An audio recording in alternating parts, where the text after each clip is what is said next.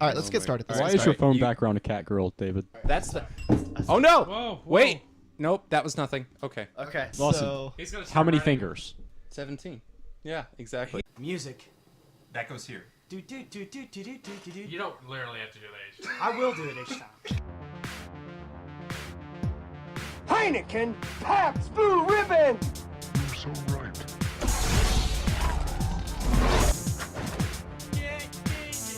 Wow. Flippers and all. Wow. You got tearing me apart, Lisa. What you know about my boomstick? You see my distant fellow? Yeah. I hate to kill him. Can I have another bowl, please? I think you know the way. But you can't be any geek off the street. Gotta be handy with the steel, if you know what I mean. Earn your keep. welcome to Geekisodes, where everything is topical about everything geek. I am your host, Jacob. I am the Livacious Lawson. Ooh, love it. Wait, no, we skipped the... We should come back. Oh, we do skip. Oh, say the. Don't let him know. Okay, hold on. Bob. I am Bobby. I am Jaded Jesse. Ooh. And I am waiting for hostage rescue. You're the second person to use that joke. That's funny. It's a joke. That is It's horrible a joke. It is, and it's a terrible Twitter rumor. No, I am. that we want If you to. want to get back with your family, you shut your mouth. We're just gonna fill up a glass of writer's tears, and you can just forget about it. Okay? Oh, gosh. I'm Connor. I am the voluntary Yes. guest for the evening. Yes. Thank there- you. That's exactly what Puts you gun are. away. We're not gonna get flagged for this at all. One day, Do you think anyone's one watching us day- to flag it? One day we're going to kidnap somebody who's actually famous. And we'll get us some actual... And they won't So, believe it. They'll think they're actually... Dude, Yes. this is a perfect setup. So Steve Buscemi, Bonus points if it's Joss Whedon. Oh, I was going to say bonus points if it's like Harvey Weinstein. and that a is whole where different I episode. draw line. So, today's episode is, or this week's, I don't know how we. Yeah. Today's episode. Today's episode, because The Today day you're- on Geekisodes. The day Today. you're listening to the episode is the day we're going to be talking about this. meanwhile at the Legion of Doom. On this day in history. So we are talking about fantasy, right? Yeah, fantasy novels, kind fantasy, of. the but genre. branch out. Crap. Gotcha. Erotic. Are you guys serious? I had like my fantasy football chart ready to go. That is, very off. Oh. You know the difference? We're about as You know the difference I between even asked fantasy my dad football? for advice. Yes, You know we the are all difference big between sports ball fantasy fans. football and D&D? What's that? go on. Fantasy football is for people that suck at math and D&D. Dang. Ooh. I have to do something. Okay. All right, perfect. Love it. So, real quick, I'm going to interrupt. Yeah, go ahead. The reason we brought Connor is not for his charming demeanor and alcohol. That's Oh, part of it. great But the alcohol. other reason is because he is a amateur / wannabe fantasy writer, which is on topic to what we're talking about. I prefer the term semi-professional. Yeah, semi-professional. I know you prefer that That is term. amazing. But I I'm like going to that. say amateur / wannabe the rest of the time because I can smile about that. Because he's much better than me. I also pretend to write, but he pretends to write better than I do, but I don't want to admit that. Well, I don't Love even it. pretend. He's just being nice. Oh, stop. So it's on topic, but you have just to give you some credentials, and you'll give yourself. But like you have finished drafts, like third, fourth drafts of several different novels, even though you haven't published any because you're still trying to perfect your craft. But you have some experience as a semi-professional here. Yes, that is entirely correct. So you've got some knowledge to share. That like I So, kind of finished a novella once. That's about Do you it. want to, if I can just go for it, can you give us a sample of what one of your writings is about? You got a wide I variety. know it's hard to get it in a nutshell, probably. You know, but, I would actually like to hear Lawson describe Offworlders. oh, here we go. Offworlders specifically. Okay, Offworlders is basically take DC Comics, condense them into something that's more mature but as compact as like the animated series, and then it's a novel. So there's like a series, there's like 3 seasons worth of a show into this giant novel. Actually, my biggest problem is like there's so much going on. I have trouble like, okay, who's this again? there's so much going on, so much interconnected, and these heroes are like overpowered in the best way. Yeah. Like not like, oh, everything's boring, but it's like it's not like, oh, there's one dude who can blow up planets, and there is a dude who can blow up planets, but but it's like There's actually more everyone than one. can. Everyone. It's like everyone's that strong, and they're all. And the beautiful thing about it, though, is you don't have just a bunch of really strong people, and they're all strong, muscular. But like he puts them in the most demeaning but relatable situations ever that I love. So it's like this guy who's like Superman levels of strong. He's like taking night classes, and like it's the greatest thing. Like he's taking like crappy community college night classes, and like love it. I really enjoy it. He writes really relatable, enjoyable characters, and he's got like, again, 25 main characters that are each distinct. I have trouble with the names sometimes, but when someone is talking, I could tell even without the name who they are. That's kind of something he's very strong That's very kind of. I mean, if you you did it. I did. Not to like throw any cool. Marvel did like not like what you, but they made their own like mature Justice League. Well, it was Like Hyperion, and like they had the like Wonder Woman and Flash. he said DC Comics, and that's actually I think the wrong term. I was Maybe. going for more of a Dragon Ball Z kind of vibe when I wrote it. Ooh, I'm interested. I could definitely see that too. I got a Gods Among Men vibe, which also does apply to Dragon Ball, but that's why I said DC, because that's a bit more on the DC side than the Marvel side. If you're comparing Well, I was gonna say you've got this kind of like elaborate world built with like a vast, just like archive of characters. It's not just like George R. R. Martin, but George R. R. Martin writes like number wise, as many characters with as many names, and I'm sure. Oh, I'm sure I'm going to get to dish on him a lot. Oh, really? You've got dishes on? Yeah. Like we'll get to Bran, and Do then it. Braun, and then Arya. Don't get me started yet. on the names. on George R. R. Martin But as I an really, author. I have misgivings of him as an author. Okay. We'll put it like I that. can't wait to get to that. just real quick to pump him up. He does a lot of other different things, because you did a novel that was basically just like, because we talked about this before, a mech anime. Yes. I know that's not your favorite, but I really enjoy it. I wrote it's a cross between military science fiction and YA deconstruction, and it is about mech pilots that are in space combat, basically. And basically the plot behind it was there's this newly promoted squad of cadets that have to be combat pilots, and the first mission they go on is to stop a hostile special forces group. And it has to deal with them thinking they're all badass, and then they get cut down miserably. Yeah. And they have to struggle with stuff like survivor's guilt and PTSD. Sounds like a Gundam episode. It's anime Gundam. as crap. yeah. Gundam was a key inspiration in it, because good. I love Gundam. I also wanted a heavy dose of the Starship Troopers novel, because that's my favorite sci-fi novel of all time. Really? So, What do you think about the movie then? okay, that's a very low. Here's the thing. Having not, to be fair, having not read the novel, I did love All right, the all movie. right. No, this is a very loaded question. I love the original Starship Troopers novel. Okay. And I love the first movie. Yes, The movie is nothing like the book. I'm sure. The book. You love it in a different way. Yeah, though, I know. right? I love okay, it gotcha. because it is just campy 90s Thank you. ultra violence, Exactly, and I can get exactly. behind that. But like the book, just to give you an example, is it's people in power armor that get dropped in from orbits, and they're called the Terran Mobile Infantry, and they wreck shit. Wow. That is what they do. Yes. And the entire book, it opens up with them being dropped into an alien city, just decimating everything, and Wow. it ends with that. And That is- and the bugs in the novel are not like in the movie.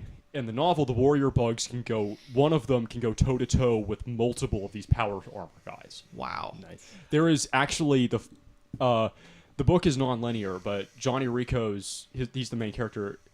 His first deployment, he runs into a bug, and he's with one of his buddies, and his buddy gets his head ripped off, armor and all. Nice. Just the moment they hit the ground. Don't you hate it when that happens? Oh, it's like, oh, I lost my squad mate. What were to you- that? What were you gonna say, Bobby? Oh, it reminds me of like Terraformers, the anime. Because there's a scene where they like land and they have like superpowers, and then a bug like rips somebody's heads off, Oh gosh. like Well- a football. I know it's not the same thing. They might have just taken like. We're really good about not, like staying on topic. I gotta say Yeah, that yeah. we were mentioning that Today, earlier. today on Fantasy, we're You talking know, about sci-fi. honest- Real honestly, quick, I gotta ask some questions. Do you know how to write scripts? Because as you're talking about your mech genre thing, I have an idea. We could pitch it to Shonda Rhimes. It is a mech show about cadets who all have like are friends who also just kind of love each other, and there's sexual attention everywhere. And there's Is this just a porno? no. It's Take away the it's- alcohol. Is this I've only- becoming I a haven't- porn? No. No, This is I'm not Grey's taking it. Anatomy in space. You know, So wait. I'm sure you've put a lot of thought into this idea. Listen, However, listen. go on. However, go on. Yes. I just literally thought about this while you were talking about your mech idea. I just do not have any interest in writing. That is Shonda Rhimes will go for it. Wait, real that quick. is the end of that. Real quick, though, before we get back on That's topic, there's great. one last thing. It's Yes. really short because I described yours just for fun because I loved how you described it. How would you describe my writing then as you described it to the people on the OCT? Do you remember? I can't remember that off Okay, the top of my no, head. you said so I gave that big basically description of what I said for you, and he said, they said, well, what would you describe mine as? And you said really weird fantasy.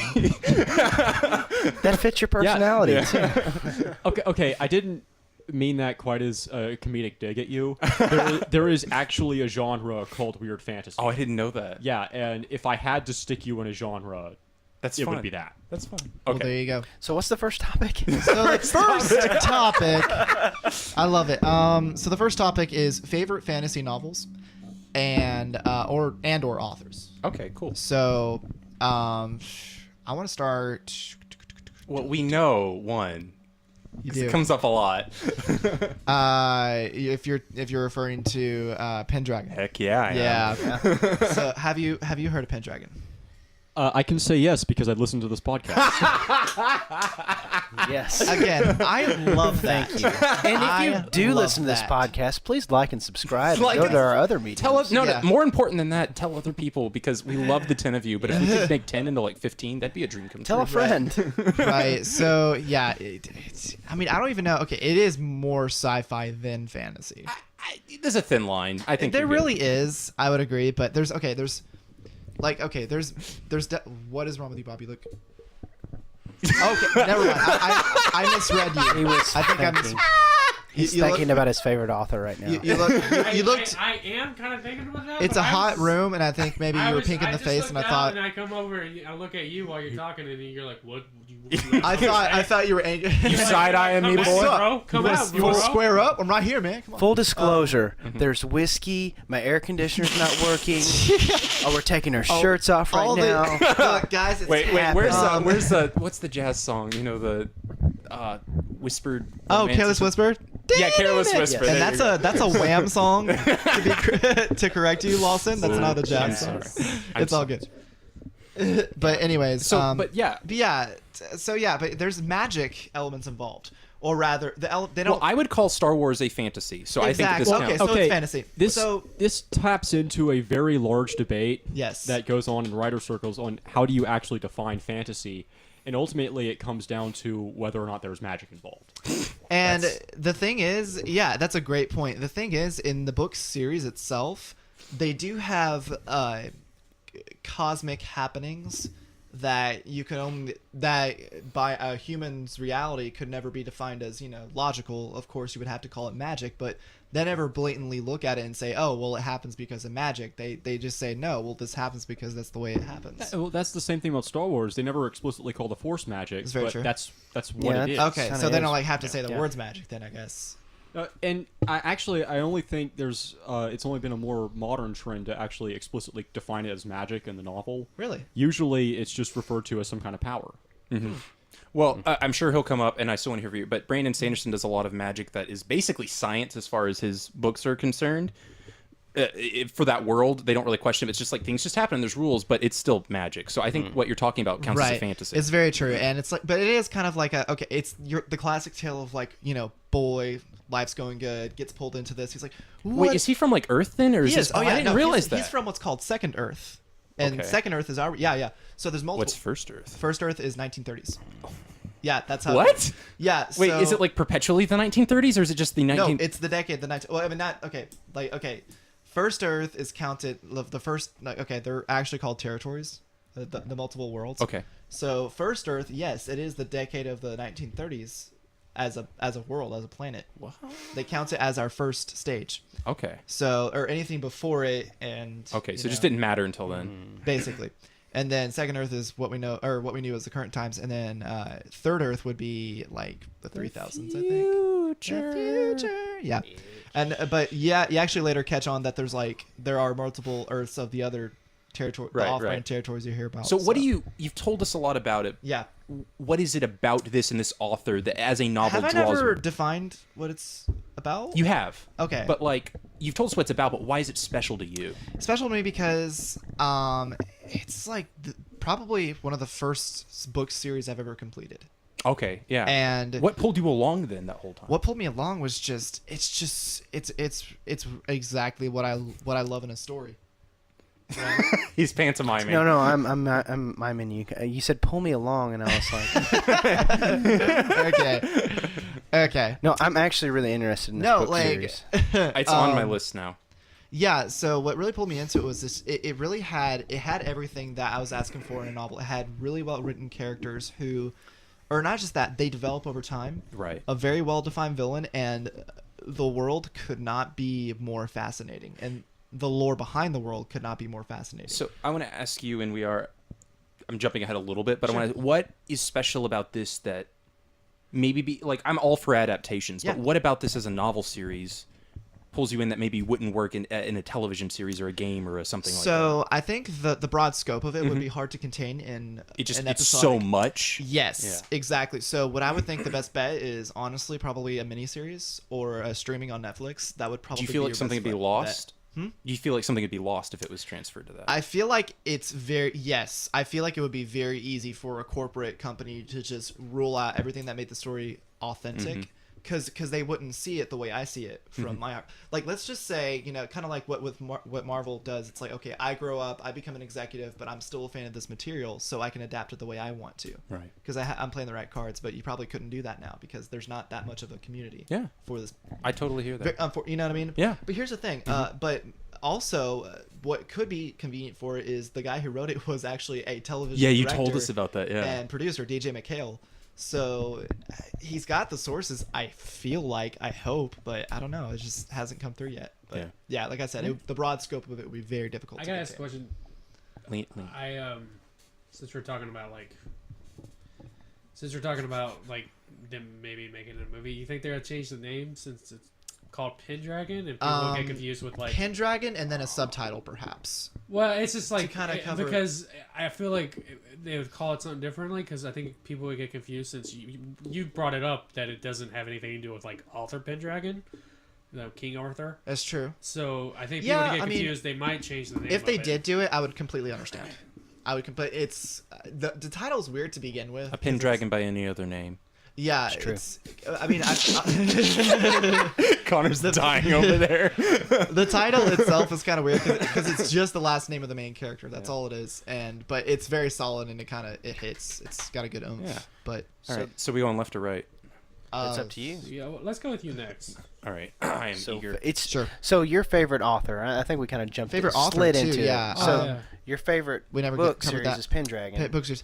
Favorite author? It's weird how much I don't entirely pay attention to the authors. I do, but I don't. Like I do. Like okay. Like the same thing with movies. I know. Well, I know who writes what, and I know how they write it, but I don't entirely go. Yes, I'm a fan of his work, and I read, mostly his work. No, I read. That. Yeah, exactly. And maybe I should, I'd like to do it, but it's like, I haven't gotten to that degree. And awkward. Someone dropped something. It's perfectly fine. That was our hostage trying to escape, but don't worry. It's perfectly fine. He's the taser works great. Don't worry about it. It's like that. Ouch. It's like that guy in the leather suit in Pulp Fiction. The gimp. Oh gosh. So, anyways, but you're more concerned with the work than the authors. Very true. Yeah, I don't know if that's bad or not. That's just my personal journey with reading. Yeah. But DJ McCall, I guess I like the way he writes. Yeah, because he's very, I don't want to say to the point, but he's good at first person. You know what I mean? Like you do feel like you're in the character's mind, so that's great. And cliche as it is, there's certain novels that Stephen King writes that I feel pulled into. It's all about the pull with me. You know what I mean? Whatever can get me invested immediately can like really. That child with the clown. Yes. You were pulled in like that child. Yes. That's a good Don't talk ill of that movie. I haven't seen it, so I got nothing to say. Because you already predicted the ending and you already know what's going to happen. I've seen reviews, so that's not fair. Oh, no. Okay, anyway. But I know, but I was gonna anyways. say, so I guess on me, Yes. I could talk for an hour, so I'll try not Sure. to. Favorite just fantasy series? I couldn't. I guess Lord of the Rings, which is the most generic answer ever, but no, go for it. that was very personal to me. I actually got a lot of my morality that I stick to and live by today from that series specifically. J.R.R. Tolkien, baby. Yeah, so, but just to throw off, I'm just going to, instead of going really deep into why on a lot of these, I'm going to hit quantity over quality. But Lord of the Rings, huge. Any of the fantasy, which isn't, people are surprised that there's more than Narnia. C.S. Lewis wrote a lot of fantasy and even some kind of sci-fi. Not really, but it kind of is. The Space Trilogy by him is phenomenal. That Hideous Strength is maybe the best fictional book he's ever written.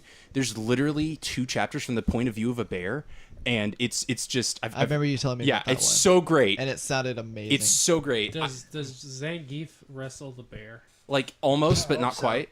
But That'd be like great. again, this just I couldn't even get it. There's so much. But C.S. Lewis is known for a lot of his, Narnia, which is great. Narnia is Yeah, great. sure. But like he's got the Space Trilogy is a bit more kind of for adults, I guess, and it's I think better. And then he also wrote Till We Have Faces, which is like a weird Greek myth, and it's really difficult for me because I'm not that bright. But like I feel like I need to reread it a few times before I like understand it. But I like it. Okay, but those are dead people. Living is of course Brandon Sanderson. I rant about him nonstop. I've read nearly everything he's written so far. I don't understand that either. There's people a lot smarter than me that have compiled, but he's kind of did the connected universe thing in novels. He kind of did for what Marvel's done, I know, in comics, but like, all the connected universe for his books, where all of his books are kind of tangentially related, and slowly on occasion a character will pop in from another, kind of a thing. I love almost everything he's written. I think his one weakness, a lot of people disagree, is I think he's kind of bad at endings, because every series he's written that has ended, I always am disappointed by the ending, but it's because it's a setup for another series. He's never actually ended a series. Every single one, it like ends, and I'm like, this is crap, and they're like, oh, this is setting up. I just announced that I'm making a sequel series 400 years in the future, and I'm like, wow. So I'm mad, but I forgive it because the sequel series is always great. Like okay, really quick rant. Mistborn, love it. 1 is amazing, 2's pretty good, 3 was disappointing. The end, and I was like, this sucks. Can you say the name again? Mistborn, Okay. by Brandon Sanderson. Like Sorry. M-I-S-T. Like the mist, and it's probably his biggest. I would say Stormlight Archive is probably his biggest, but I'd say it's his second biggest. Okay, I don't like Stormlight as much as I like Mistborn, but When you're probably when right. I go by people that read fantasy right. that I can talk to, they tend to say You're Stormlight right, before Mistborn. But I like Mistborn better. So, but whatever. Mistborn is his fun. Stormlight is just serious. This is my epic that people remember me by. I like his fun stuff more. But anyway, Mistborn. 1's great. 2's pretty good. 3 isn't bad, but I thought it was the weakest. And I was like, this was a really disappointing conclusion to the series I love. And he goes, well, I'm announcing that there's a sequel series to Mistborn that's 400 years in the future. I'm like, yeah, right. Like this is and that became my favorite series. So, like, I have to forgive him for the fact that ending I didn't like because it sets up my favorite series, and he always does that, and it makes me angry because I'm like, just end your dang series, like, correctly, but then I can't stay mad because the sequel is always even better than the original. So, all that's... And then one final, just because I'm reading it recently, is the Lockwood & Co. series. It's young adult. It's the only book... It's the only medium I've ever seen do Ghost right, except for maybe Thief 3. But, like, it does Ghost right, and it's great. It's for kids. There's a billion other things, but that's just kind of my roundup is C.S. Lewis, J.R. Tolkien, Brandon Sanderson for life, and then Lockwood's pretty good. I've read that recently, so there's... Go. Very well. So, who's next? All right, so my favorite fantasy author would have to be Glenn Cook. There we go. He's kind of obscure, which works both for and against him, because if you... people tend to dig him up, and then you find out that he's actually a pretty awesome author. My favorite trilogy for fantasy, because I can't really narrow it down to one book, would be the first trilogy of Black Company, which was written by Glenn Cook. Outside of that, Tolkien's Lord of the Rings was also pretty awesome, but just Glenn Cook and Black Company's first trilogy really just upended all of fantasy for me. Sorry. All good. I'm sorry, we'll never forgive you. That's it. You're off the podcast. I'm going to have to bleep that out. Back to your dungeon. Back to your dungeon. Don't send me to the dungeon. Wingardium. That's where we keep walking, right? Walken is making his money. He needs to make his money. Babysitting and making walkers. So you leave Walken alone. He has a lot of businesses here and there. He does. He keeps changing them. I know. I don't Anyways, Sorry, so go on. the first to basically give the synopsis to the first trilogy, it follows a bunch of mercenaries that are collectively known as the Black Company, and they get hired by an evil sorcerer who is Like you do. yeah, as you do, who is in service to the literal evil Queen of Darkness, and their job is to hunt down and kill all the good people. Oh, And okay. it is a very grim reversal on the idea of good and evil in fantasy, because the story is directly told from evil's perspective, and you find out that most of the evil people really aren't that evil. They're on the side that's giving them the paycheck. Is this like set in the future or in medieval times? It is set in medieval times. All right, just making sure. Yeah. I love it.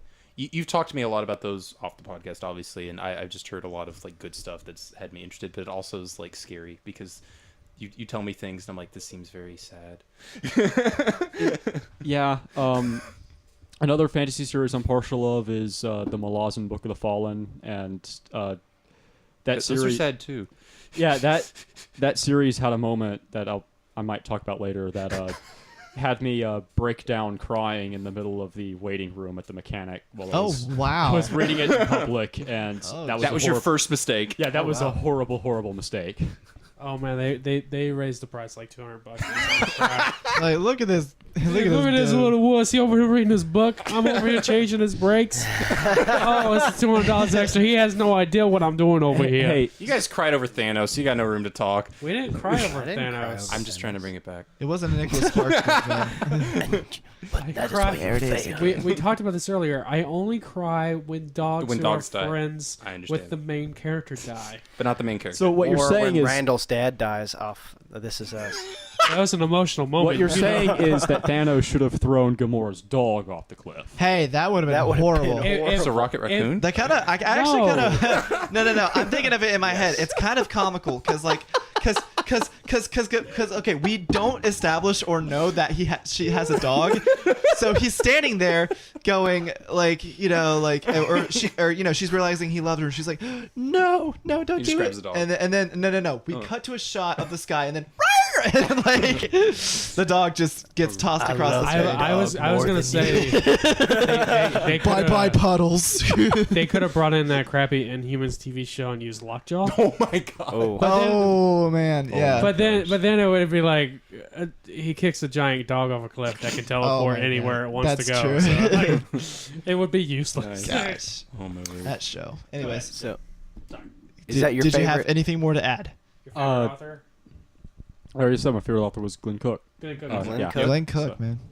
Yeah. So yeah, All right. that's Cooking up me. that Glenn That Cook. That's good. We'll come back. There's more to talk about. So, Yeah. Bobby, All right. So as we're sitting here, I remember some fantasy novels I have listened to on audiobook because it's hard for me to read I listen to audiobooks as much as I actually read too.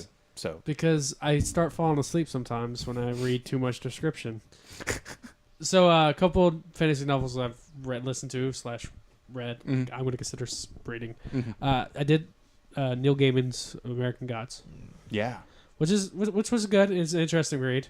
A lot of different mythologies in there. Odin, Loki, some crap I've never heard of.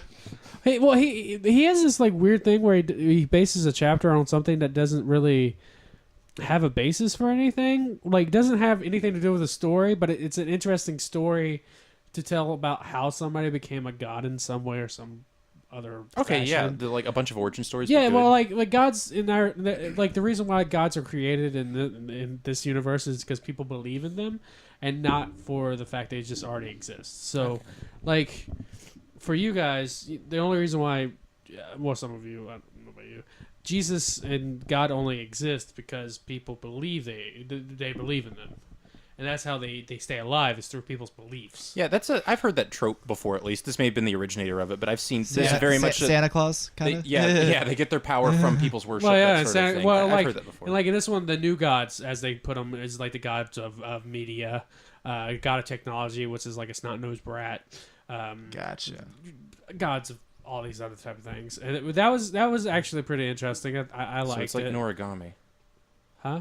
Never mind. Sorry. Go on. Obscure anime reference detected. Weeboo, weeboo. You guys are mean to me.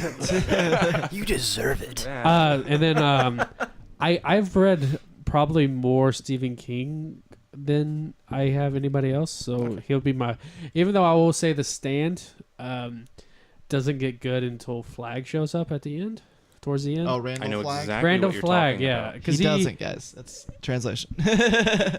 because like the book is They just haven't like a caught on lot by of now, they them. never will. And Stephen King has a issue with like keeping trying to build a world that doesn't need to be built too hard. Talking about the Macroverse, Sure. the turtle god. Macro. Oh, It's a whole you talking thing. about the like it and stuff like that. Yeah. Well, and there like the population goes down to like 10%, and then like everybody start building a world. So he goes over like the all these good people who start building this world, start building a new government in the world, and starts talking about how they held elections and all this other crap. And It's the like people, more detail than we need. It's the book is all detail. Yeah. It was a snog through audiobook to get through because it was like 80 hours long. Oh my gosh. It was so long, but when Flag gets in there, that's when it picks up. It's amazing. All right.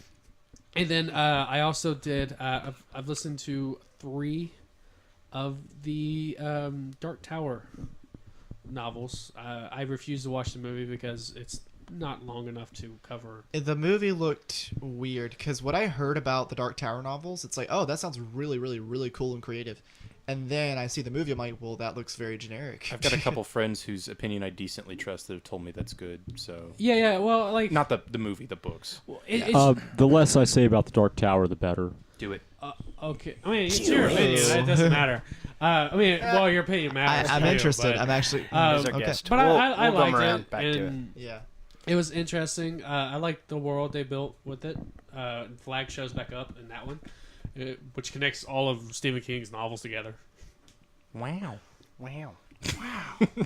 I didn't Yeah, throw that's anything awesome. at your guys' favorite ones. Randall You gotta Flagg, throw- Flag. Yeah, I've No, looked I just didn't know what to say because I don't know what you're talking about. I haven't read much Stephen King. I've looked into it I all. haven't known half the stuff that you talked about, and I did not do one wow. That is true. You hurt my is true. feelings. You hurt my feelings. Now we're even. I'm just kidding. I've looked I in, don't have feelings. but no, I've looked into Randall Flagg a little bit, and he sounds very fascinating. And Yes, yeah, the way he connects everything is fascinating as well. But child murderer, evil, yeah, like you do. rapist. Child murder. rapist. Only thing worse than a In the rapist. Stand. A child. Yeah. I would rather exchange my baby than murder. That's right. That would be good. Oh. If only there was a surface. Guys, I think we're in luck. Well, But first, Jesse, I had the perfect segue built up. but you did it too early. you did, and the fact that you yourself didn't realize it is the cherry on top of this Sunday. I thought I went and said my favorite author Are already. you trying to skip yourself? 'Cause I feel like that's what you're trying to do. Jesse, I did might- you not do the assignment? I might surprise you. You're So, supposed all right. to read every fantasy novel. All of them. We will So- say your opinion, but then we'll come back and act and do the segue again Yeah. and act like we didn't do it in the first place. Okay. So, I will self-incriminate myself. I'm not much of a reader. Okay. For shame, But man. I will say something though.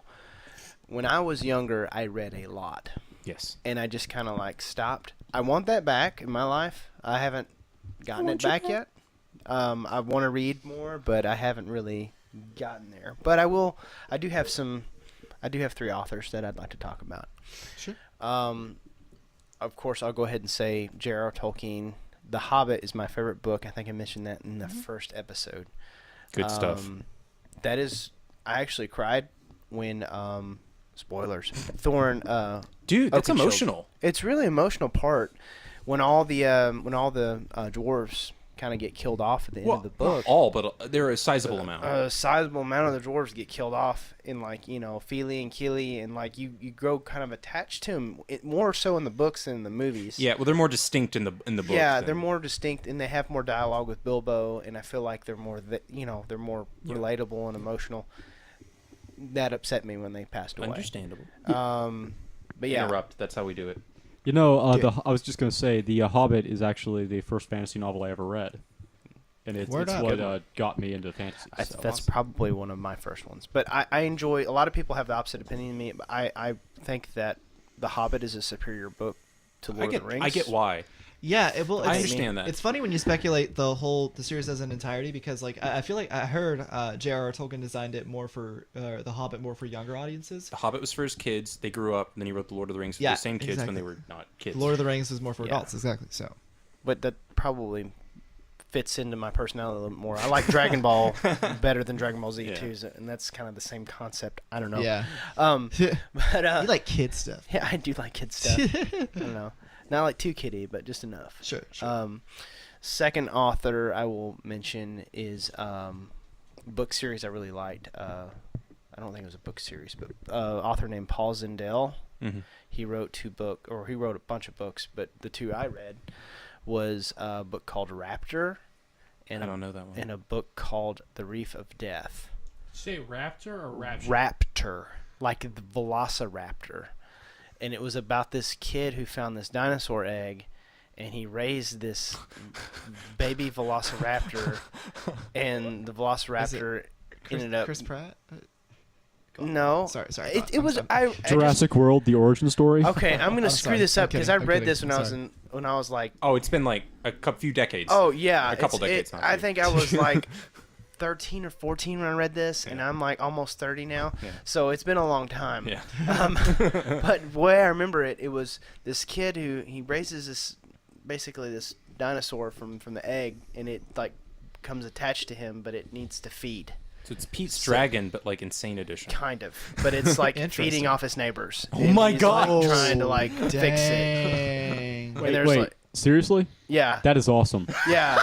So he's trying to deal with this situation. Like, he's got this pet that's killing people. It's pretty cool. That's intense. Yeah. It reminds me of Animorphs, which I didn't mention, but it's also awesome. Oh, Animorphs. Reef of Death is another story about this kid who is basically a retelling of Jaws, kind of, but it's from a teenager's perspective. Yeah, YA Jaws.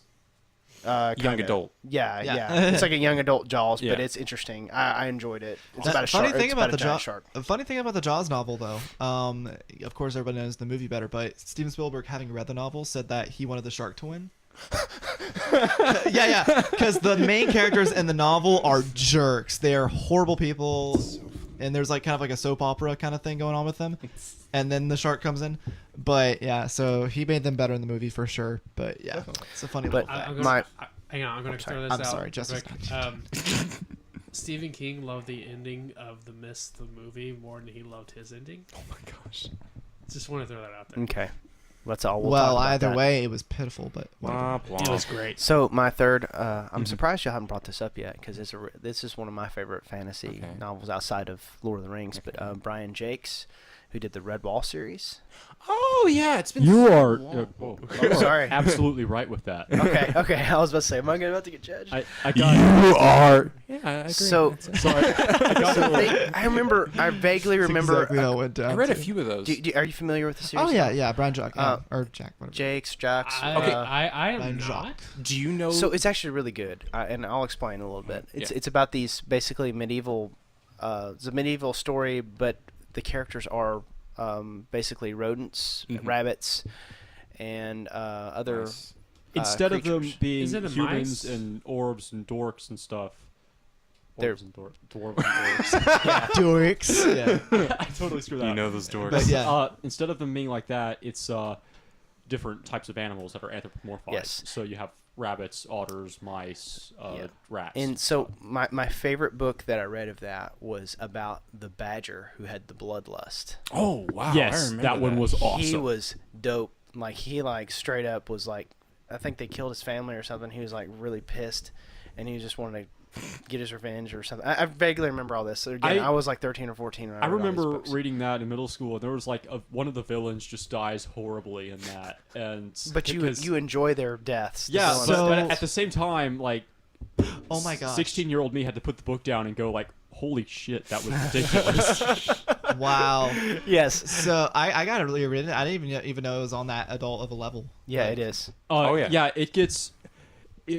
Most of the time, it's kind of happy friendly, but when they start fighting and when It's very the battles graphic. actually happen, it is deceptively graphic. I just want to throw a shout out to its younger, mentally challenged cousin, the Warriors series, which Oh no. my. Oh no. I Oh adore. my. And like I loved it as a kid, legitimately, and I've Right. grown up, and it's so. Okay, I got real quick. I know we rant, but like, there's like 5 ghost authors of this. Some are genuinely talented, and some don't give a flying flip, and so it makes for the most interesting series. Because like some books, it's like, oh dang, this is actually like really good. You know Yeah. what I mean? And then some books, it's like, what happened? Who did they hand this off to? And it's just like this group, and they keep going back and forth. It's so great because the quality is up and down and all over the place. And you find and it it's- very amusing. I love it. I love it so much. So- The good author wrote a dragon series, Dragonfire. So like just by herself, one of the good ones. So like go read that if you want just actually good. Gotcha. Can I say also to Brian Jacques' credit, he wrote this anthology book. Do you know what I'm talking about? It was a fire. That's what it was called. Not yours. Sorry. Yeah, the yeah, dragons. sorry. But like, it's called the Ribbit Jab. No idea what you're talking about. I know what you're talking about, but I can't remember the name of it. Right. So it opens with a story of like this monster who attacks a church, right? So I mean, I don't know if you remember it or Yeah, it was a collection of like short fiction yes, about short horror monsters stories and stuff. Yeah, it was. Yeah. It was basically like he wrote. It's basically like he wrote a really good run of the Twilight Zone if you think about it. But yeah, it was a bunch of short stories, and yeah, one of them I remember because here's the thing, guys. If you don't know this already, I will say this. Go on record and say this: horror movies generally do not scare me. Yeah, Like, agreed. Nothing phases me. Nothing scares because I know the tricks and the tactics and the gimmicks. So it's just very hard for a horror movie to scare me. But Same with the exception of Strangers. I got you there. That but, movie's freaked me out. Yeah. But basically, yeah, I don't blame you there. But basically, okay, so the story that he wrote, one of the stories in the book was my favorite because it creeped me out like you would not believe. Like, it genuinely scared me. It was like this girl forgot her jacket in her school, and she goes into the school to get it back, and it's like she keeps running into this ghost girl, but like the girl like waves and smiles, and it's creepy. Okay, it's just thinking about it makes me like but Yeah, just so sometimes it's like horror in that respect can work better than maybe the kind of modern film ideas of it. yeah, I would say so, because like, yeah, modern horror movies, it's like, okay, we need to create and this is my personal take, an ambiance in the theater for you. Yeah. You know what I mean? We need to jump scare you. We need to Go on. yeah, we need to jump scare you. We need to create the ambiance rather than focus on like purely what scares people. Right. I guess. You know what's scary to me though? What? You have a baby and you just don't know what to do with it though. That's true. Dang. And if you just don't know what to do with that baby, Are we talking about my son? there may No. or No, I'm kidding. I don't have a son. May I don't have a not. son, guys. Depends on the way you feel about your baby. I don't know. About what Look. you think about the baby. I don't have a baby, but I mean, if What if your my baby was stupid My and novel is my annoying, baby. I'd go to this store, this place, and have it work out. I won't for us. trade my novel. My All right. novel is my baby. So, They won't take your conveniently, guys, conveniently, there might be a business. So What? Oh, here we go. Let's get to it. All right. Hi, welcome to Baby Exchange. Is your baby stupid or just plain annoying? Well, bring your baby to Baby Exchange. We give you top dollar for your baby. Or just trade your baby for a new baby. If you want to add some color to your family, we let you choose any baby. The race doesn't matter. So don't give your baby to St. Mary's Orphanage. They have enough babies already. Get rid of your baby and make some money at Baby Exchange. If your baby is stupid and you need a change, well, just go down to Baby Exchange. and that was the first time me and my mom smoked reefer. So Reefer. Like Death of the Reef? The Devil's Lettuce. Reef of Death? I'm still not understanding where the elephant came in, but anyways, so It was metaphorical, but so That reefer. okay, so guys, can we all agree one of the best adaptations of a fantasy novel series was Dungeons and Dragons. Yes. How did you know my answer? Perhaps purely for Jeremy Irons, but Lord of the Rings. I mean, yeah. But if Is that not the chaos- standard? I mean, I would say that the Lord of the Rings films are the gold standard for translating it to film. With the exception I have to disagree. of The Hobbit. Yeah, That's not. No. We're talking about purely the. We Lord. don't Stephanie speak of that Meyer's- monster. Okay. I enjoyed the movie. Twilight series. Not as a... 5 movies of intense, amazing. You should stay a virgin vampire love story. oh yes. Oh gosh. Well, on a serious note, though, I really do think, and I agree, like it's different when it's a series, but purely to film, I don't think it's been surpassed in terms of it changed what it needed to change to make it fit into a film. True. It kept what it needed to keep to make it work as a film. I do think it is the gold standard of adaptation. Again, to a film. When you get a miniseries, the standards are different, budgets Right. are different, lengths are different, all that stuff. But as for just we're going to take these books, we're going to make them movies, and I will put an addendum: the extended editions are better. Just saying. Well, obviously. Yeah, but I don't think they've been surpassed. What about Yeah, the Harry I would agree. Potters? I haven't watched the films Harry or read Potter the books, is, so I can't. is mixed up actually. The more you speculate, because it's like a few of the adaptations, you're like, okay, yeah, this is pretty solid. Well, but the then en- as the it ending. continues, When I was in my reading phase... that was in the book also. That was the epilogue. Yeah. What? I will... The ending of the movie, the Deathly Hallows movie. You talking about when Voldemort turns into black confetti? No, yeah, but that's in the novel. That was my big thing. It's like, oh, he turned into black confetti. I'm like, We're ignoring poor What? Jesse. So, I will admit... I will add something to this. When I was Sure. in my reading phase, I read like up to level 5 of the Harry Potter Level books. 5. Level 5. Right. Book number 5. Year 5. I'm a level 5. I didn't finish... A level 5 wizard. Was there 8 books? I don't know. There got- are you got 7. to- you There's got- 8 movies. you got to Okay, level 5 so in the Celebration yes, Reader. I got to level 5.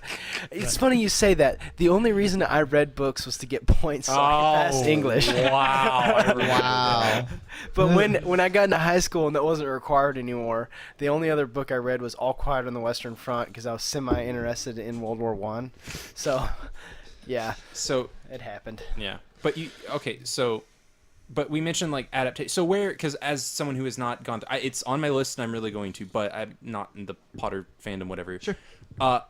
So like Lord of the Rings gold standard, let's say that's a 10 out of 10 for our purposes. Right. Where's Harry Potter on that list? Harry of being Potter adapted? It's pretty close. It's very close because Yeah. here's the thing. It's like 9 or 8. It's not as if the fans are disappointed because they're not. Okay. They will, Definitely. a lot of the diehard fans will never express disappointment in them. However, there are a few people who speculate like, okay, there's fluctuation in this series. I know they From- changed director after. They did. Oh, they multiple times. So the first 2 were directed by Chris Columbus, Right. and then the second one or third one Did was he directed discover by America? not. That's Chris. not Chris. Boo. Leif Erikson. Bad joke. I know. Sorry. The last, Go to your to do it. corner. I think David Ayers. Did Dude, the we have no last two. podcast if we can't have that. Get back out of the corner. We need you. No. David Ayers did the last 3. He did. Yeah. So, anyways, but yeah. So they changed directors. Yes. So basically, yeah. The artistic visions very much fluctuated and became different. And I feel like it's most significant with like number 6. Like the camera work had like a unique filter to it. I don't know. It's hard to explain, but basically, it had multiple directors, so that kind of made it all over the place. But So like 8 out of 10. I would say so. Yes. Okay. In my Maybe personal, even a little higher than that. yeah. Well, in my personal opinion, yes. At Because- least there's the a consensus that it's at least good. Yeah, I mean, for me, it's like 3. It's Prisoner of Azkaban is its highlight, and then Okay. Yeah. it kind of fluctuates because like I think Order of the Phoenix wasn't that great. Well, seems to be an up and down. Yeah, yeah, I Yeah, enjoyed Order of the Phoenix. I would say at least the first 3 books are pretty close. Yeah, that's very true. To the movies. Yeah, and if you ever heard of Cinefix? Anybody? The YouTube channel? Yes. Yeah, I haven't. Yes. So you ever see their What's the Difference for Harry Potter? No. Okay, because so- I haven't read the books yet. Sure, So even though I know all the spoilers, Fair I enough. just But yeah, waited. when they compared like the first 2 novels, it's like they gave it a very good solid. Like, no, the changes make sense, and this is well adapted. So And then things get weird after that. in a way, Well, they Yeah. also did Lord of the Rings. All I did read that. That was There's a because lot I've read of both and differences, watched. But so those are some examples of good adaptations. Yes. Then what are, and I know there's some very obvious ones, but I thought maybe we can talk about some ones that personally disappointed us at least. Like we got to have some here, right? I mean, Growling over there. oh yeah. Well, I mean, and obviously would be the Aragon movie. Oh. But the books aren't.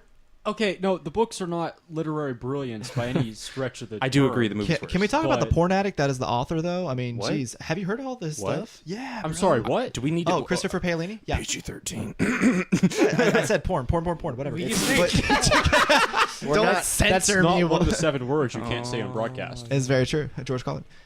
So, never mind. I don't want to know. But yeah, no, I The explicit You might wanna- images that it's he was. No, I wasn't. I was only gonna say that he wasn't he's describing the parody. He's notorious for skipping his book signings to look at. Oh my gosh. Yeah, That's to- unfortunate. To go to he's like, let's just say he's in a bookstore. He goes to the the adult section. Would rather be there than book signings. But go on. I am so sorry. Continue. I'm pointing to him. I'm Please. sorry, that just pushed everything out of It my was head. empty. I am sorry. I've got this. I was very much on the Aragon hype train, when the books came out when I was in like middle school. Right. I feel you. I was there too. I read the first Because I four mean, I was chapters. The second one's actually good. I was think. 14 and it had dragons and stuff. Sure. So Wasn't that he was also cool. like 14 when he wrote those? He was 19. 19? Well, he started when he was 16. I think he published the Yes. first one when he was 19. Yes, that's true. That's Is that true. right? Anyways, Sorry. I don't know. That first film just kind of Was there a second one? Okay. There's not. They Okay, tried. I just thought I'd They ask. they wanted a second one. Okay. Laughably. It deeply disappointed me. Yeah. And I don't know how you fail So- in adapting something that It's not that wasn't complex. really that complex. Yeah. That probably could have translated fairly well. Right. Yeah. It's pretty straightforward when it comes to fantasy novels, for sure.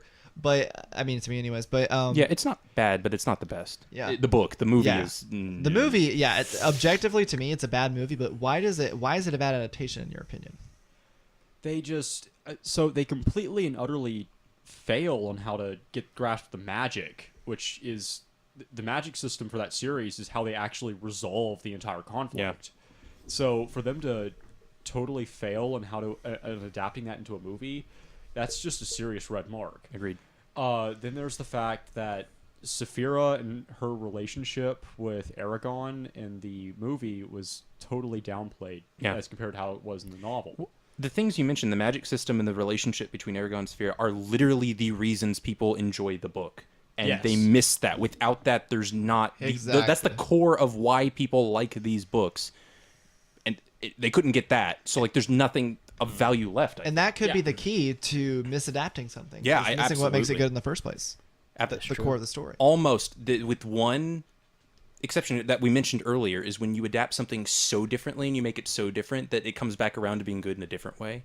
Like we mentioned Star Trek Troopers. True. Which is very, very True. different. It's good. Right. It does not capture why the book was good. Well, But- I think actually the reason why that adaptation works is because even though it had nothing to do with the book, it had the spirit of what the book was about. Okay, that's which true. was, You know what? That's fair. Militaristic regimes and totalitarianism and satire. Right. Yeah, it was extreme violence by route of satire. Yeah, So Right. I agree. What? Any input, Bobby? I don't have a fantasy one, but I will bring up that I don't. I listened to Dreamily Darkly Dexter, which is based off the first season of the show Dexter. Is it like a book adaptation then? Well, Dexter the show is based off the books. I didn't know there was. Okay. Yeah. I didn't realize. So, the books are not as good as the show. Okay, that happens sometimes. Yes, it is. It is crazy on how much different because they go for a more spiritual aspect and magical aspect to Dexter's Dark Passenger. And Oh wow. yeah, What? yes, No. Well, like I'll just toss in real quick Yes. the Bourne trilogy. I think they're great films. I tried reading the books. Dull. Oh, the books are horrible. Dull. I forgot. Yeah, they're bad. I read Angels and Demons and Da Vinci Code. How about were that. how were they, Bobby? You read the Da Vinci Code? I'm so sorry. Don't apologize to me for things I've done. You weren't in my life to stop me. I feel like you are owed an apology just for Guys, having this is touched all that part of the book. journey, okay? I feel like we're in an AA group. I'm sweating enough. I don't know. Sorry. I think I enjoyed I'm those. so sorry. I think I enjoyed those books when it came out. I'm not sure. I remember reading a little bit of I didn't Angels like and the Demons. movie. The movie was awkward. So that's a bad adaptation then. I feel probably. like, So we haven't heard much from you over there, but Jesse. yes, Jesse. I do have something. Okay. I've kind of brought it up before. Okay. But can I rant a little bit about Yes. Go for it. Go ahead. Rant Okay, so away. we're talking about adaptations from books to film, Mhm. Yes. right? How many books in the Lord of the Rings series? 3. 3. How many movies? 3. How many Here it books is. is The Hobbit? 1. 3. How many movies is The Hobbit? 3. Okay, actually, So, I can talk about this. yes. Oh, you can? The reason that The Hobbit got split into 3 films was purely done by it was done at the producer level. Yep. Yeah, corporate execs. They wanted it to basically be another Lord of the Rings. If they wanted to squeeze it for more Yeah. money, and that makes me mad because it was my favorite book of all That time. said- and it was. I Keep going. let it- I think The Hobbit could convincingly be split into 2 books or 2 movies. Yeah, I agree with because that. I agree if they ended, I think the first Hobbit film was perfect. I love that. Oh one. yeah. I think if they had done the second, because that was basically the first half of the book. If they did the second half of the book as one movie, that would have also been fine. It was just that they tried to take the 6 pages that was the Battle of Five Right. Armies. I mean, I remember and turn it watching a into whole two and a Yeah. half a whole hours. thing. It was completely unneeded. I'm gonna help out this real quick. Originally, it was supposed to be just 2 movies directed by Guillermo del I Toro. was about to say, yeah, Oh. that's what I found out in my And it was- research. and I was so looking forward to it. And then would've he been dropped out when they added a So- third movie because he knew he It didn't wasn't want to. gonna He be. didn't want to spend that Yeah. much time on a movie because he knew that movie would take way too much time. On And- top of and all it- their creative like- differences. And he's still to this day trying to get the Mountain of Madness movie from Lovecraft made. So wow. Yeah, so I will talk about this Yeah, because let's let it- Jesse it- let's let Jesse rant more. it is my favorite book because it finish it ranting. stuck with me throughout the years. It was emotional. I talked about that earlier, but I Don't know what that do was. legitimately agree. I was like, okay, a two part Hobbit movie would be fine because it takes time. Like, end it when Bilbo finds the ring, and then start it back when on his second part of his journey. Perfect. But they squeezed it. They added characters that didn't exist. They gave you fan service with Legolas, who wasn't even. He was technically there in. he wasn't that- named there, but They- it's He was implied that never he could- named. He was implied that he was there during that time. They but he- created plot holes. Oh They gosh. did. Lord of the Rings. Oh my They gosh. did. Sauron. Yeah. So like when Bilbo put on the ring, he never had the Frodo thing where he was like, "Oh, I can see weird stuff going on," and he had he had That barely absolutely happened in no the books, too. That was consequences kind of a movie when thing. he put the ring on because at that point, I haven't read the Silmarillion. I don't know why, but he didn't have those. Sauron's influence grows, and so the Yeah. oppressive effect when people put on the ring grows. I mean, Yeah, of course, so- Gollum being the example of that. yeah, that's Yeah, to but the that ex- to the was extreme. over years and years and years. But like Bilbo didn't have any effects. He didn't have the Frodo thing going on where he's like, "Oh, I'm scared." He like literally kept it on for like I think a couple days. and that stayed does happen. invisible Yeah, actually, in the it's pretty book. great. And it was like he had no effects. It was just like, okay, I can put this on and can become invisible and just do my thing. That wasn't displayed in the movies. All the weird characters they added. The weird love relationship between gosh. the elf Yeah, and the dwarf pissed me off. I don't a know little who bit. greenlit that, but they need to be taken out behind the Why? woodshed and shot. Am I the only one The that charts has a is problem what. with that? I liked so. Yeah.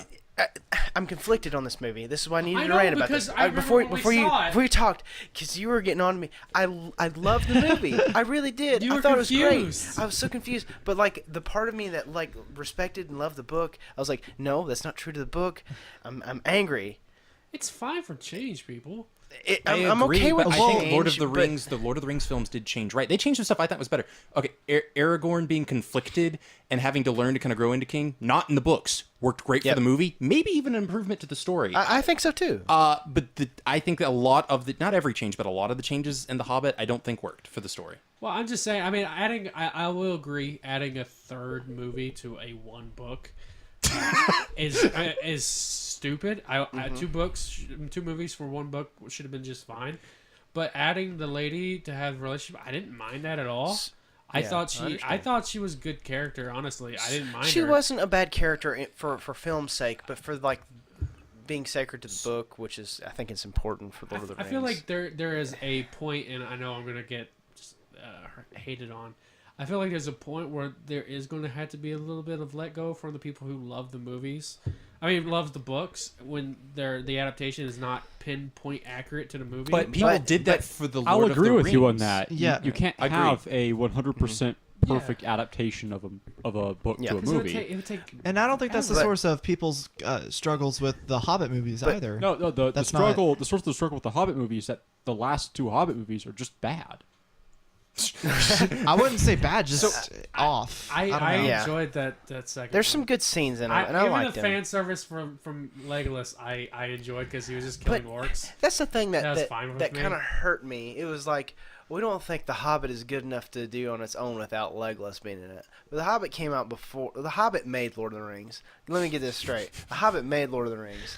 It doesn't need the Lord of the Rings to exist on its own story. I'm gonna bring you crashing down. People have read the Lord of the Rings and they have read the Hobbit, but they're looking for people who studios who want to make money. They're looking to put people in the seats who have seen Lord of the Rings the movie. They're not worried about the books at this point. Which is bad. That doesn't justify. I am that. not. Listen. I think they would have made more money if they had. justifying what they did.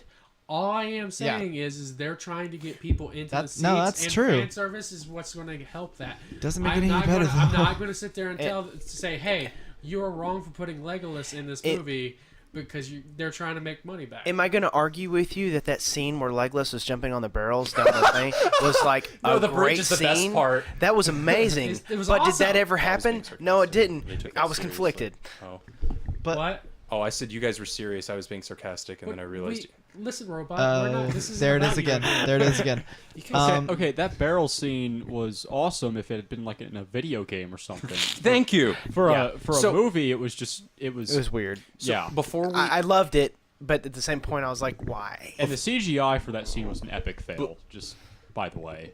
before we get off the Hobbit, there's one important thing I want to say, kind of an editing reminder to myself a little bit.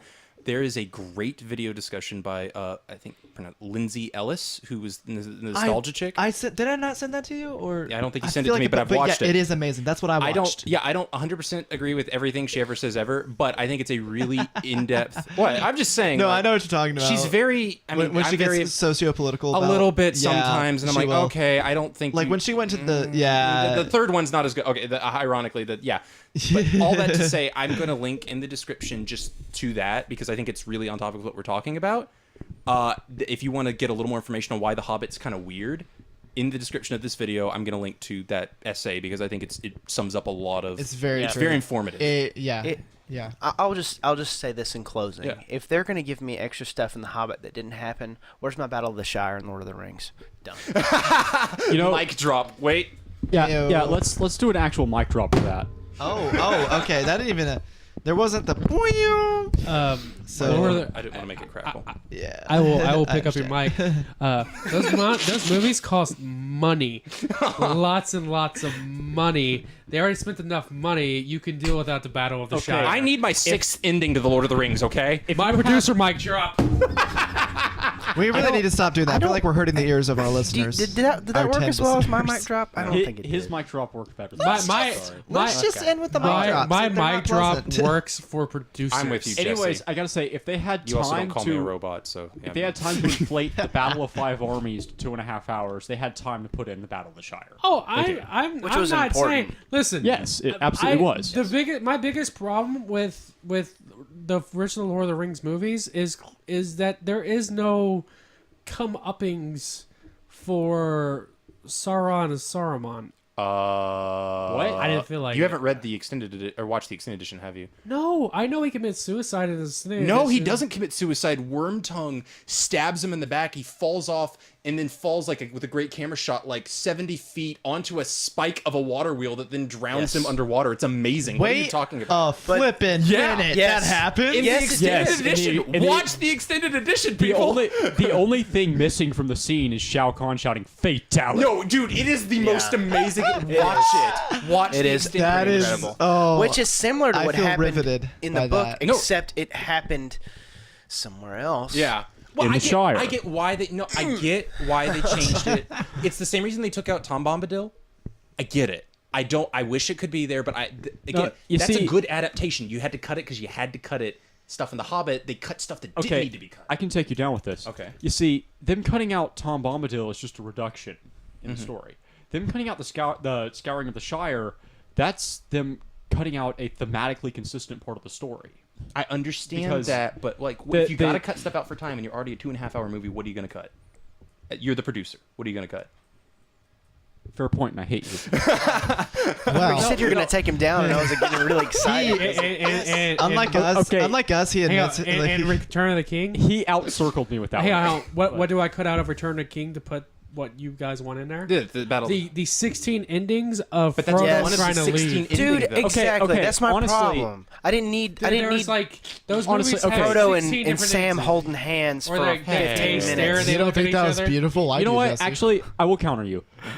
I would rather see the scouring of the Shire over them sailing to the Grey Havens. Okay, Thank but you. the sailing to the Grey Havens is a 5-minute scene. The Scouring the Shire would be at least 30 minutes. No, not necessarily. I could've If you're gonna do summed it right, that if up. they had a 5-minute, oh, by the way, we just I would rather them not do it if they're not gonna do it justice. I felt like Frodo and Sam looking at each other longingly in a romantic sense. You know, It was not Okay. romantic felt like sense. 30 minutes You to me. forced me into this because It's the ultimate bromance. this is an important part of the story. Frodo goes through all this crap and he gets home and his Shire is burning because Saruman is like, I lost, but I'm gonna take your home away. It ties into something larger. Yeah. The fact is that hobbits thematically they're supposed to represent the little people, Yep. as in the normal everyday Yeah, person. not as in And midgets. yeah.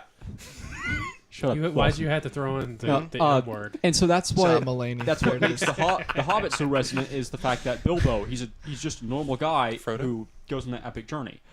Frodo is a normal guy. yeah. He goes on this epic journey too. Yep. So the entire real theme of the Lord of the Rings is that the everyman can rise to the occasion, and that one person that seems insignificant. Sometimes they're the only one that can. Yeah, they are the person that makes the difference. Mm-hmm. And the fact is that if Frodo never left the Shire, the Lord of the Rings would have ended with Sauron winning. Yeah. So that's the kind of difference that just a normal dude can make. I And that's agree. what what makes the scouring of the Shire so important and so consistent with the theme is because it's the normal people all rising up, not just one of them, but all of them. I agree. Not- It is the worst omission in terms of adaptation. If I am the editor, though, and it's a 2.5-hour movie and I have to cut something, I get why they did it. I hate that they had to. I can't say in their shoes I would have done it I'm differently. gonna- Honestly, they could have shortened Pelennor Fields. Yeah. They really could, I'm and it was gonna- important. That was a great scene, but they You know, could've. I'm gonna I would've- throw this out there If real I had to quick. choose between seeing Mummickles and I'm gonna get Pelennor this Fields one out. or Scouring the Shire, it would have been Shire. All right, I'm gonna get this out. All right. This is what they should have done, and this would have been a better movie. They could remake it with this. All right. Frodo gets the ring. Okay. Goes to Gandalf. Gandalf picks up a phone, calls Frank Martin from the Transporter series. He gets in his Audi. They comes. He picks up Oh the my ring, gosh. drives that shit up to Mordor, And we have ruined and Lord of then- the Rings. Then hang on. it's like he when puts, hang on. He puts the ring. Is he riding on an eagle to go there, by the way? Listen, this isn't done. He's in his car. He puts the ring under his vehicle. There's a crane over the mountain, the volcano. He comes. It flips over. The crane hits the ring, falls over. I know what you're referencing. It's still a stupid scene. Oh, it's an amazing scene. Oh, I remember the scene. I know what you're talking about. I just don't. He does. Ladies and gentlemen, doesn't. don't watch the Transporter. It's not as good as this guy makes Watch it sound. all of it. Even the series. No, don't watch the series. It's awful. So let's wrap it up Yeah. because of time constraints. But Are you saying that we have to edit this out for adaptation? no, we are not going to conform to that sense of irony. But They're gonna basically, edit me out. there'll just be blank spots here and there. But like, but no. Okay, so this next question, I guess we're gonna give it mostly to. I mean, Well, 3 of us here are aspiring. Yes, that's very true. Like author, novel writer. but I just don't want to go off on too big of a We tangent. can do it short, Okay. like your elevator pitch. Okay, sure. So yeah, I guess the next topic is basically okay, what it's like to be an amateur writer. Okay. I guess I'll start. Yep. So basically, I mean, I don't even know where to start with this, but you know, our microphones today, guys. They're just ka-king, ka-clink, So yeah, ka-king. like the 3-minute version. What's it like to be where 3-minute you're version. at? Okay, sure. Yeah. So where I'm at is like, okay, of course they are beautiful and precious in my head, right? Like they're my stories, they're my babies. Aren't It's they like- all? I mean, I love it. We're all connecting through this, but yeah. But basically, it's like it's my head, and then of course, the minute it gets typed out, it's like I'm scared. You know what I mean? I'm scared because I know. Okay, I'm proud of this in a way. I'm gonna have to re-edit and edit this, but in a way, I'm gonna be proud of the finished product because it's mine. But at the same time, it's like, what's the rest of the world gonna view it as? What's the rest of the world? What's the rest of the world gonna think of this? And that's kind of the anxiety that associates with the stories that I write. Is basically I'm scared to know what the rest of the world thinks. I mean, for the most part, you get positive feedback and constructive criticism on top of that, but you know, there's this kind of It's personal. it is Sometimes personal. it's more personal than your real life. So at least true. for me. So true. You could feel Yeah. that with any That's other the type trouble of- is you have to separate yourself from your work. Very true. Yeah. Very true. Yeah, and that's why even then I don't get offended if you don't like my story. I even think about it. I'm like, okay, so somebody doesn't like it, and I feel nothing. I'm like, oh, okay, whatever, no sweat. It's like I'm not a writer, but I can relate to you in the other aspects of my life where I, with music or painting. It's Yeah. like, Oh yeah, definitely. if somebody doesn't like this, I made this. It's great. Exactly. I mean, it's any type of, I'm proud of it. I like yeah, it. I feel it's exactly. important. So true. Yeah, it's like, well, I thought it was good. You know, like You're the crap the Uwe Boyle of music people. Uwe Boll's a different Except- ballpark. But he I thinks don't all his movies are suck. good. I So I'm throwing that. So what he's I don't said. box my critics. Though. Yeah, I've never punched my critics in the face. exactly. so- Not yet. Because Oh. yeah. I'll say something. So you, I'm pointing at Connor, and I have. I found a very weird way to kind of because Yeah. I could have said so much, but that's like the number one I understand. thing. That, No, you know I know what we're mean? trying to that keep comes it short. to my head. Yeah. I was gonna say you and I, Connor, have found different ways to kind of cope with what you're talking about. Where you have absolutely gotten to that point where you're such a harsh critic that I don't think anyone could say anything that's worse than what you've already said to yourself. And that's I have just adapted by having fun with it, which is probably the wrong way, and that's why his works out are a lot more polished. But Sure. he mentioned weird fantasy, which is not a dig, but it's I just make something. My goal with how I write now is how silly can I make this and still get people to take it seriously. I like it. And I have enjoyed that because I tried writing things that were more serious and more aimed at a generalized audience. And on top of that, getting that nervousness of people not liking it, I also was getting bored with my own work.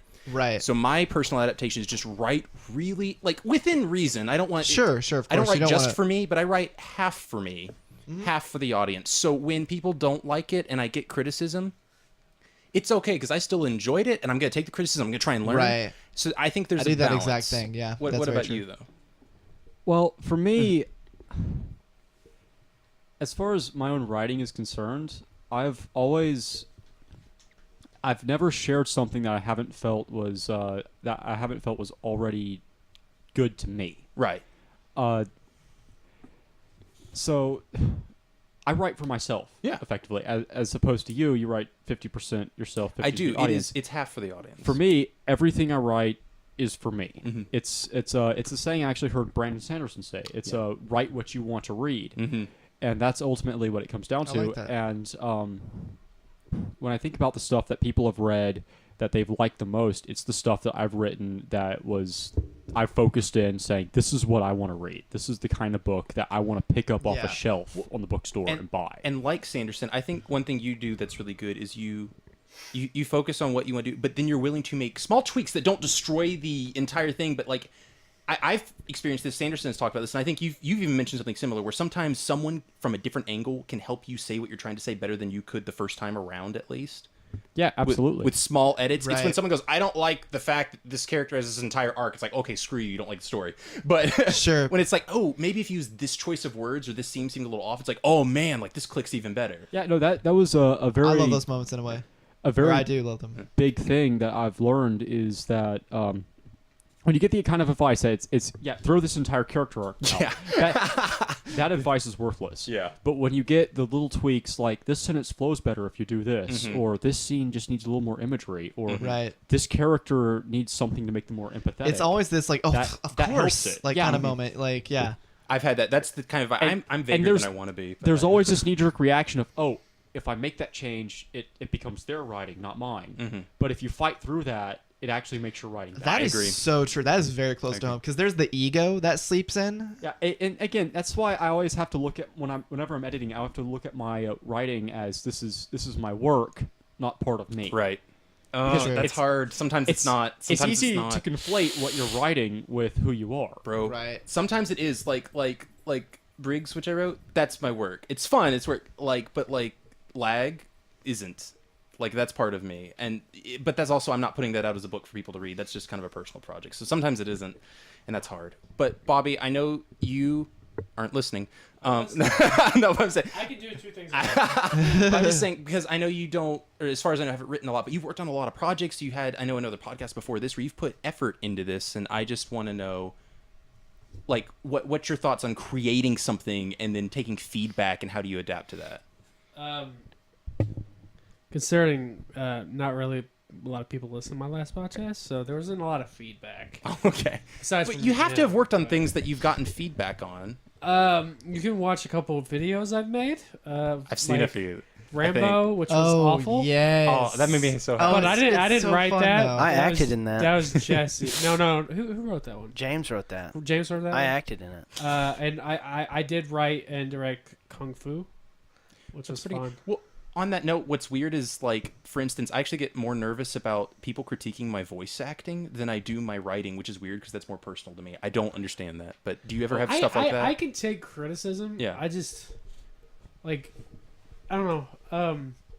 I can take criticism, but like I just don't want you to crap all over. Yeah, what well, I there's do. people that want to help you, and there's people that just like you suck, and there's Yeah. like Exactly. There's a clear difference. Yeah, There's a clear line. If anyone listening to this podcast is one of the people that when you get asked to edit your friend's work and you just dump all over it, oh my gosh, don't do that. no. Very, Like, I've had friends that have read my work and it's like, this opening line sucks, this paragraph sucks, this sucks. It's like, No, that's That- not that- what you're looking for. that really doesn't help. I Right, appreciate. exactly. He's because Connor's a beta reader of mine. We've both read each other's stuff. What I appreciate is like you're probably my harshest critic. But besides myself, but I mean, but everything you say is always. It's like, it's not like it's like I don't. It's like this line's bad. Replace it with, or you give. It's never like you always provide something that will help improve it. You're not like you suck. This sucks. Stop. It's like this doesn't work as well as this does. Everything. I can't think of a single critique you've done that hasn't been like Yeah, that. and another just shout out to the critique thing. Another important critique is always make sure you mention what's good. Yeah, absolutely. Yeah, Absolutely. if That's you- part of feedback. Yeah, if By the you way. It's soothing, don't for sure. tell anyone, like if you just point out all the bad stuff, never point out what the good stuff is. Well, I think it sucks. yeah, they'll Right. they'll remove the good stuff. With Yeah, the bad Very stuff. true. I mean, even when I do, acting, in theater, Oh yeah. I'll always respect a director who goes, try this. Yeah. Not like, okay, that was pathetic. You know what I mean? Like, because literally, I mean, I've gone home like, tears just after being just like attacked for what I, Mhm. and I'm just like, but like the moments where somebody goes, okay, try this, Mhm. it works better, and Yeah. I'm more encouraged, and I'm like, That's it's how better. art is supposed to work. I agree. It's very true. It's very true. So I can relate this on the music aspect because I write some music. Oh yeah, and, we've noticed. Well, I do a little bit of the music He for did the the theme podcast. Well, theme track. He's being modest. Sorry. But when you're writing something a little more serious, I'm not saying it's not serious, but when you're writing something a little more from the heart, not Yeah. as a joke or to be kind of Yeah. funny, and you're writing something that's like, hey, this means a lot to me, Yeah. and you Hey. want to get it out there. Music is an intensely emotional thing. Oh man. True. And- Probably far more than writing is. I wouldn't agree with that necessarily. I think all art kind of stems from the heart. Sure, but in that even area. on a scientific level, let's say that like people's like neurons connect when they hear music, or like when they all like the same song at once. It's a really cool they thing. do. Yeah. So Interesting. But I would say, y'all are talking about like writing and critique stuff. and stuff, Like I've noticed sometimes when I'm writing I something. mean, I do agree with what you said too. Like all forms of art. Oh yeah. Sure. But I've noticed something whenever you're working on a piece of art, or I'm sure writing is the same way, and you're working on something and you think it's great, and you're like, oh, I love this, I love what I've made, and then you're like, I need to take a break from this, and then you come back to it later and you're like, oh no. I hate that. This is not what I heard earlier. This is not what I read earlier. Gosh, this is that's the most relatable completely thing. different. I have had those moments. Yes. Oh gosh. So, Well, but yeah. I know we need to wrap up. Sure. But I got one last thing I'd like to do, and Yeah. this is quick. Okay. For the people that are spying, and this is for writing, but other things as well. Piece of advice to the people. We're in the trenches, all of us in one way or another. Even sure. just by being on this Oh, podcast, we're in the trenches trying to put something out there Yeah. that it's a form of art, air quotes. Oh, it is. But I'm gonna say this. Like you said, we mentioned find people that are going to give you harsh but constructive criticism. I think it's a huge one. If you're a writer specifically, I think look at what you love, figure out why you love it. I'm just gonna say fantasy. Writing Excuses is a great resource, I think, in the Brandon Sanderson lectures. Yes, they are. You can find those on YouTube. Just look those up if you're a fantasy writer. You can't. It doesn't matter if you don't like even his specific writing. He is broad enough that you will get something out of it. I promise. That's my shout out there. Brandon Sanderson is a very good resource for writing advice, especially for fantasy. Yep. So what about the rest of y'all? Just resources for people going out there in the trenches trying to make something, get art. Church. Okay. Church. Take your erotic fantasies and take them to church. Have your preacher read them. Do that very thing. Don't do that. I'm not sure about Do that. it. Just you go, then I'll give my last piece of advice. I would just basically say, just listen to yourself. Don't Listen to your heart. listen to your heart. Oh gosh. Oh gosh. No, if you've got friends who want to criticize your work and just crap all over it, you probably need new friends. Like if they go through your YouTube channel and just keep making fun of the old stuff you leave up there, that's pretty bad. Yeah, that's you don't want to hang out with people like I feel like you called me out, son. You don't want. Yeah, you don't want to meet. You called me out. No, I love you guys so You want much. to go, bro? No. Look for good criticisms. Don't get put down when somebody does give you criticisms. That's why a lot of bands fail. I know I've been involved in some bands, like musically. Some people don't know how to take critical, criticism, the good positive criticism. Yeah. Learn People how that want to help you. get a thick skin if you're wanting to get into this type of work or type of art, and then just do what you want to do and just be happy. Yeah, having thick skin is really important. Just being an artist as in an general. artist. Yeah. Knowing when And- to step away helps too, though. Yeah, that's an important part is knowing what's a lost cause and what isn't. But I mean, if you like for me, if it's I write something and I show it to 15 people and 15 people say it's bad, it's a lost cause. It's bad. It's true. It's true. And I guess I'll say the final piece of advice. So I'm gonna, as far as like writing is, yeah.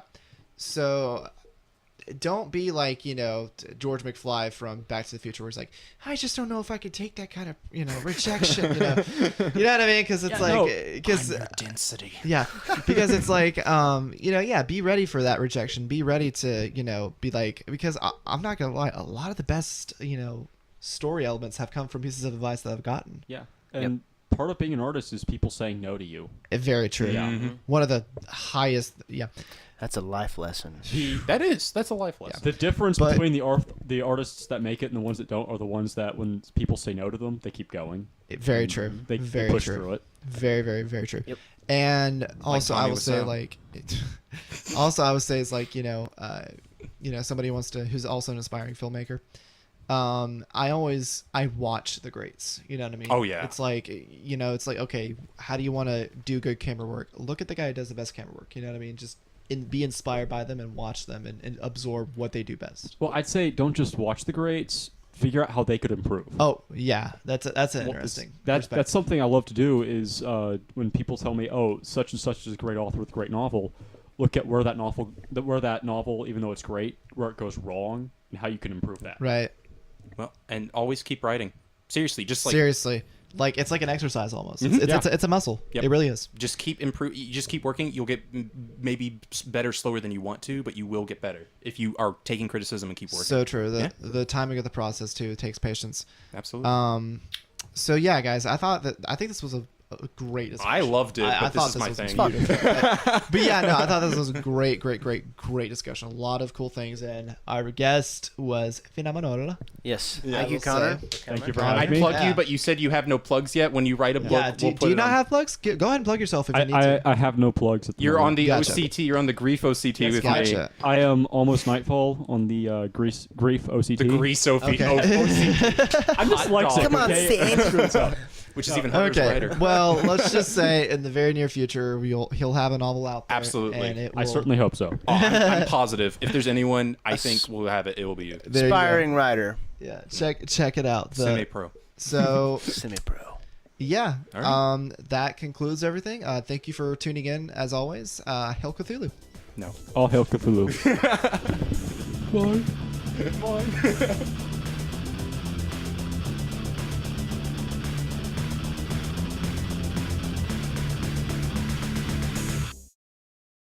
Tomorrow begins your greatest adventure. Seems so much shorter than a week, but in some ways, a lot longer. I know what you mean. Hey there! Welcome home! It's okay, Aunt Alex. I'm a man now. Oh, Thank you. that reservation still standing?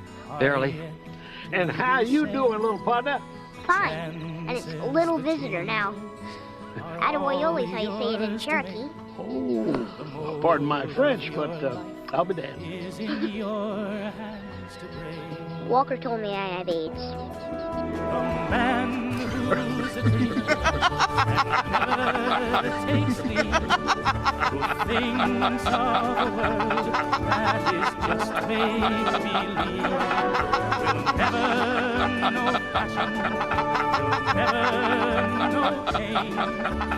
Sits by